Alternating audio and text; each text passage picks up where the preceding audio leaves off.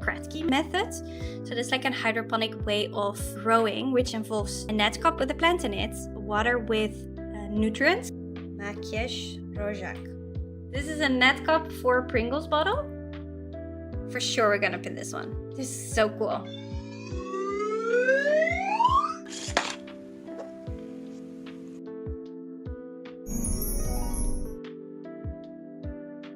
He has a bunch of hydroponic things. This is an even simpler one. Bottle Kratky Adapter.